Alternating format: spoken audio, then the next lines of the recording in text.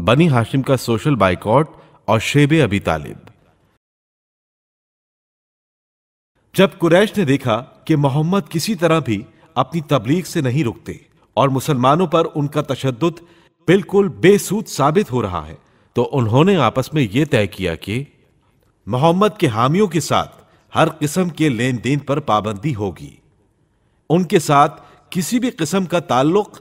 اور معاشرت سختی کے ساتھ ممنوع ہوگی، ہر قسم کا ازدواجی رشتہ اور ہر قسم کا میل جول منع ہے،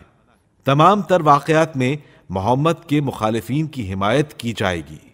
جب تک وہ محمد کو ہمارے حوالے نہ کر دیں، اس معاہدے کو جاری رکھا جائے۔ اس عہد نامے پر مطعم ابن عدی کے سوا قریش کے تمام سرداروں کے دستخط ہوئے اور خانہ کعبہ پر اس لیے لٹکا دیا گیا کہ کوئی اس عہد کو بھولے نہیں،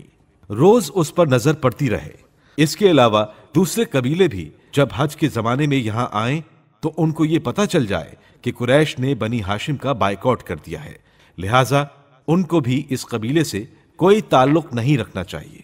خیال کریں اس سخت معاہدے کے بعد حضرت رسول خدا صلی اللہ علیہ وآلہ وسلم اور ان کے خاندان والوں کو کتنی بڑی مصیبت کا سامنا ہوا ہوگا۔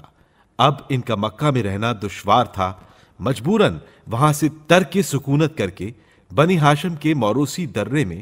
جس کا نام شیب ابی طالب تھا، چلے گئے اور 3 سال متواتر وہیں رہے۔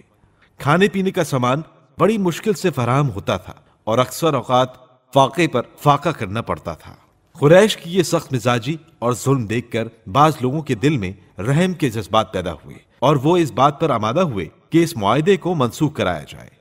ادھر قدرت کی طرف سے یہ انتظام ہوا کہ معاہدے کا کاغذ دیمک چاٹ گئی۔ ایک روز حضرت صلی اللہ علیہ وآلہ وسلم نے اپنے چچا حضرت ابو طالب علیہ السلام سے فرمایا، چچا جان، مجھے اللہ نے خبر دی ہے کہ قریش نے جو ظالمانہ معاہدہ لکھا تھا اس کی عبارت کو دیمک چاٹ گئی ہے، اور اس میں صرف بسمک اللہم، اے اللہ تیرے نام سے شروع کرتا ہوں کے الفاظ باقی ہیں۔ حضرت ابو طالب علیہ السلام یہ سن کر حرم کعبہ میں آئے اور فرمایا، میرے بھتیجے نے مجھے خبر دی ہے کہ اللہ نے دیمک کو تمہارے معاہدے پر مسلط کیا ہے اور اس میں بے اسمک اللہم کے سوا باقی تمام معاہدے کو دیمک نے چاٹ لیا ہے۔ اگر میرے بھتیجے کی خبر صحیح ہے تو اس فرسودہ معاہدے کے ختم ہونے کا اعلان کر دو، اور اگر میرے بھتیجے کی خبر غلط ثابت ہوئی تو میں اپنے بھتیجے کی حمایت کرنا چھوڑ دوں گا۔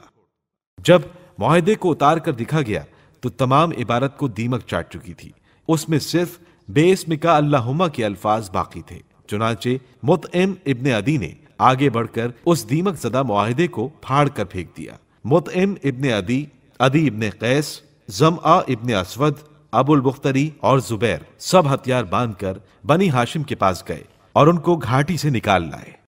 اس طرح 3 سال کے بعد بعثت کے 10ویں سال یہ محاصرہ اور سوشل بائیکاٹ ختم ہو گیا۔